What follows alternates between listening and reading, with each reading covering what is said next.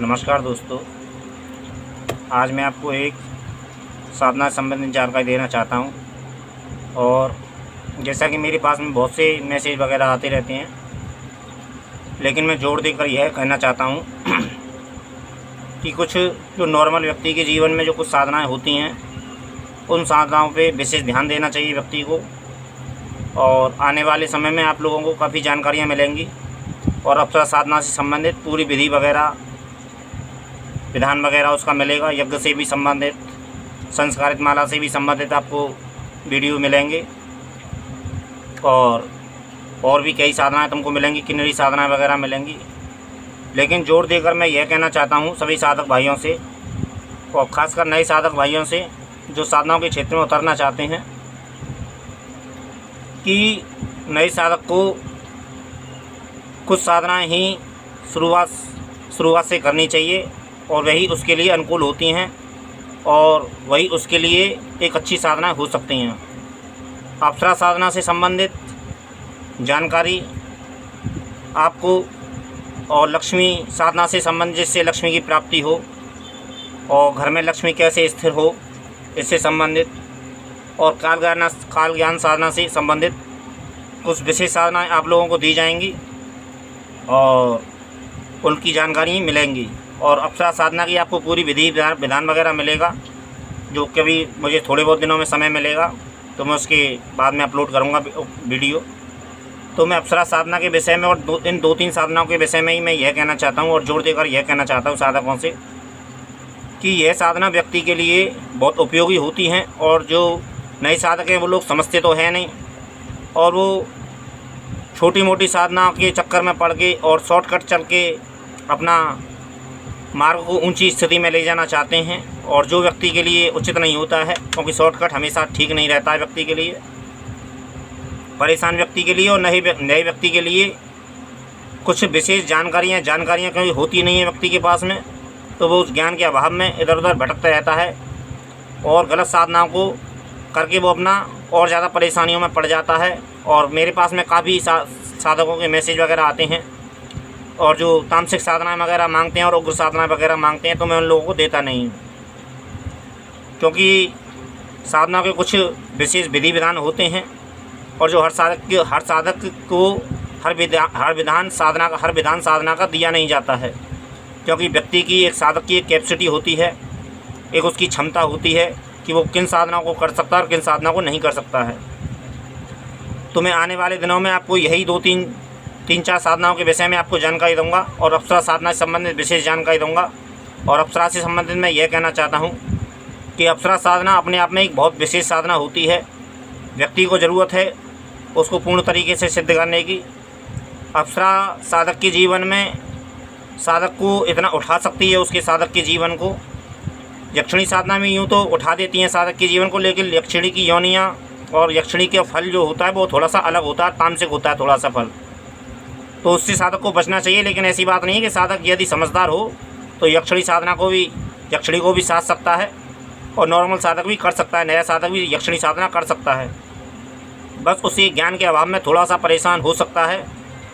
सो मैं यह कहना चाहूँगा कि मैं विशेष जोर देकर मैं यह कहना चाहता हूँ साधकों से, क्योंकि ये मेरा खुद का अपना व्यक्तिगत अनुभव है कि नए व्यक्ति को, जो परेशान व्यक्ति है उसको, तो क्योंकि ज़्यादा से ज़्यादा समस्याएँ धन की होती हैं व्यक्ति के जीवन में, तो उससे संबंधित इसको धन की ही साधना करनी चाहिए, ना कि इधर उधर की ऐसी वैसी साधनाओं में पढ़ के, तामसिक साधनाओं में पढ़ के या फिर उग्र साधनाएं करके उसको लक्ष्मी हासिल हो जाएगी। ये व्यक्ति का गलत मानना है और गलत सोचना है।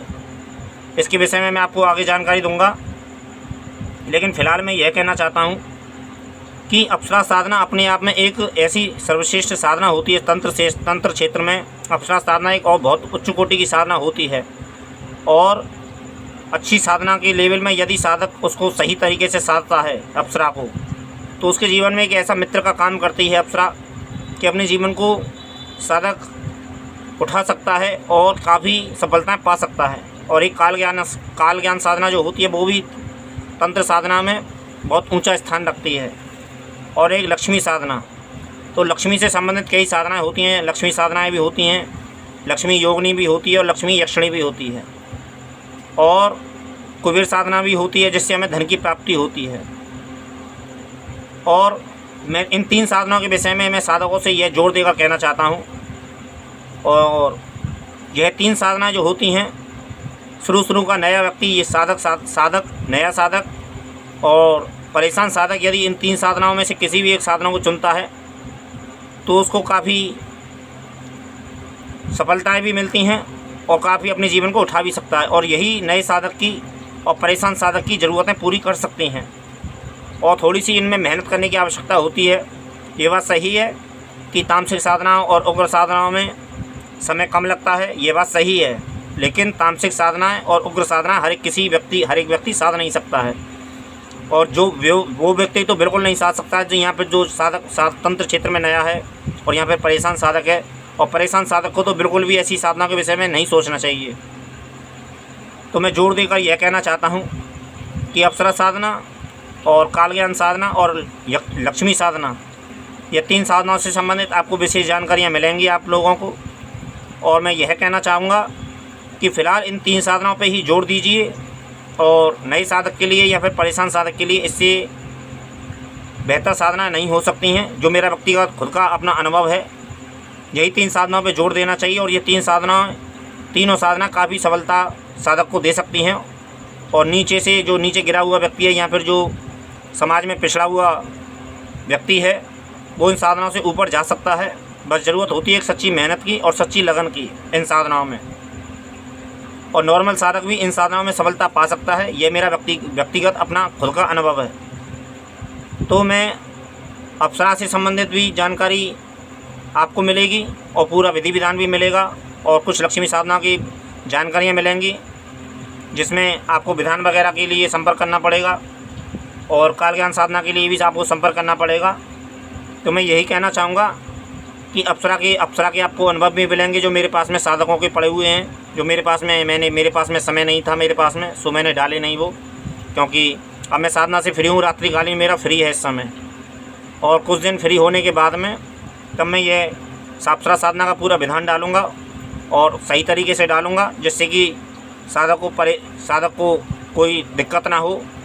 तो मैं ये कहना चाहूँगा कि नए साधक को इन 3 साधनाओं पे विशेष ध्यान देना चाहिए। और यह इन 3 साधनाओं पे मेरा क्योंकि व्यक्तिगत खुद का अपना अनुभव है, अप्सरा से संबंधित तो मेरा खुद का अपना अनुभव है और लक्ष्मी साधना से ही मेरा खुद का अपना संबंध है। और मैं यही कहना चाहूँगा कि इन्हीं साधनाओं पे अपना फोकस दीजिए और इसी साधनाओं पे अपना ध्यान लगाइए और इन्हीं साधनाओं को कीजिए। और जहाँ तक मेहनत करने की बात है, देखो मेहनत इस जगत में ब्रह्मा जी ने भी मेहनत की है इस जगत में, और विष्णु जी ने भी मेहनत की है इस जगत में, और शिव जी ने भी मेहनत की है इस जगत में। ऐसी बात नहीं है, मेहनत सभी के लिए अनिवार्य है, कोई भी इस चीज़ से अछूता नहीं है। क्योंकि कुछ लोग यह समझते हैं कि वो आज भगवान के पद पर बैठे हैं तो उन लोगों ने मेहनत नहीं की है। ऐसी बात नहीं है, समझने का फ़र्क है।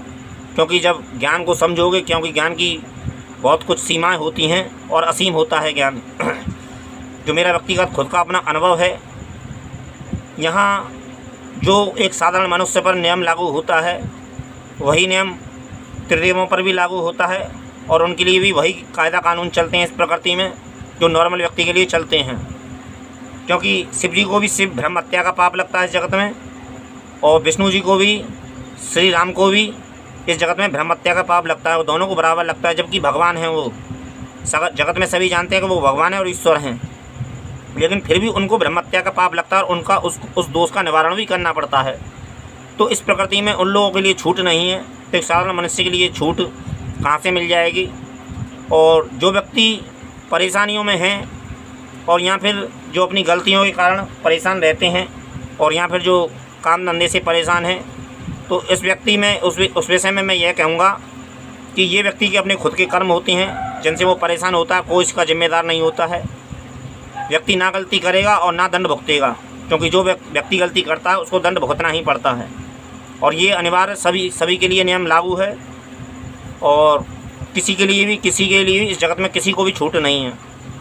तो मैं यही कहना चाहूँगा कि अपना भगवान से जुड़िए और साधना के क्षेत्र में उतरिए और निरंतर अपना सफलता पाने के लिए निरंतर अपना साधना के मार्ग पे आइए और निरंतर साधना करनी चाहिए व्यक्ति को। कुछ व्यक्ति शॉर्टकट अपनाना चाहते हैं, तो शॉर्टकट का इस जगत में कोई मार्ग नहीं है। ये मेरा व्यक्तिगत खुद का अपना अनुभव है।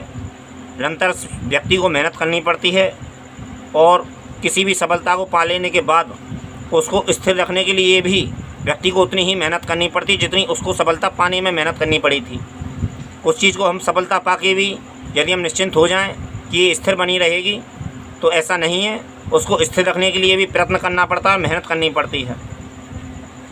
तो मैं अंत में यही कहूँगा कि साधनाओं के लिए तैयार रहिए और अपना अध्यात्म के क्षेत्र में उतरिए और साधना कीजिए और अपने थोड़ा सा अपने मन को कंट्रोल कीजिए और मेहनत कीजिए। इस जगत में मेहनत से इस जगत में कुछ भी पाया जा सकता है। एक सफलता की कुंजी होती है निरंतर मेहनत, और निरंतर जो मेहनत व्यक्ति करता है उसको सफलता भी मिलती है और वो ऊंचे पायदान पर जाता भी है। और भी आपको ब्रह्म ज्ञान से भी संबंधित आपको कुछ वीडियो मिलेंगे आने वाले समय में, काफ़ी जानकारियाँ मिलेंगी, क्योंकि जब तक मेरे पास में फ्री है समय, जब तक मैं रात्रिकालीन किसी साधना में नहीं हूँ, तब तक आप लोगों को की मेरी तरफ से काफ़ी जानकारियाँ मिलती रहेंगी।